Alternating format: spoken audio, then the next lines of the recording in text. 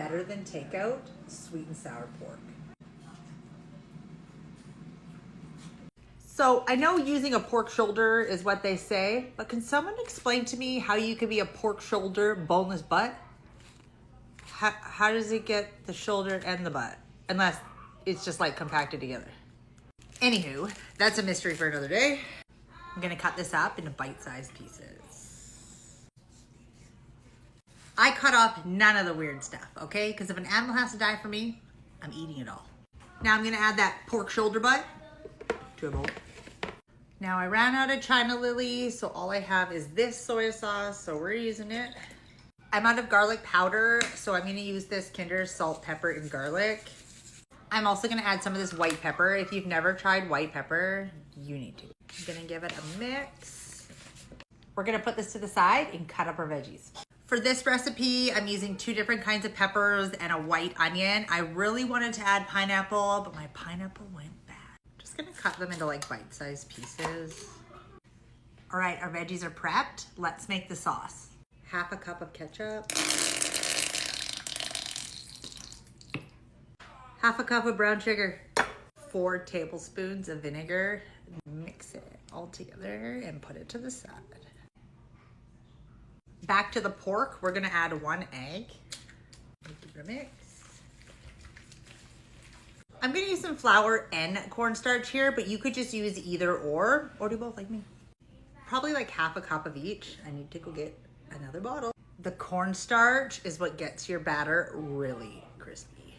Mix it all up again. You wanna make sure all of that pork is incorporated with that cornstarch and the flour because you want it to get really crispy. So make sure each piece is coated. Obviously your cornstarch and flour ratio is gonna be based off how much pork you use. So each piece will be coated like that. Using my hot plate and my Paderno pan, I also got some vegetable oil in there. I like to reuse my oil as long as I can. Now, if y'all wanna send me a deep fryer, I won't be upset. When your oil gets up to temp, I have it at about 370 right now. You can drop in your pieces. This is gonna take me quite a few batches because I did make a lot, and you don't wanna overcrowd your pan. Gonna flip them when they get crispy on one side. When they're golden brown and really crispy on both sides, this is when I'm gonna remove them.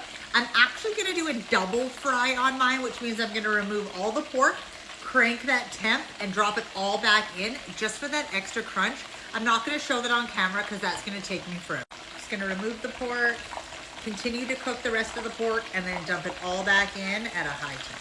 I have a beautiful wok, but it won't work on my hot plate, so we're just using one of my pans. Gonna grease my pan with a little bit of olive oil. Also using my dearly garlic, a lot of it. Veggies. I'm gonna saute the peppers and the onions just for a couple of minutes before adding our beef and our sauce. We're gonna add in our sauce. Now we're gonna add our pork. I think I made too much. I'm going to attempt to flip all this pork and get it coated in that sauce. Doesn't that look so good? Yeah. No way. That is so delicious. Like, no way. It's like 20 times better than you think it might taste. You can eat this just the way it is or serve it over a bed of rice. This is seriously probably one of the greatest recipes I've ever made.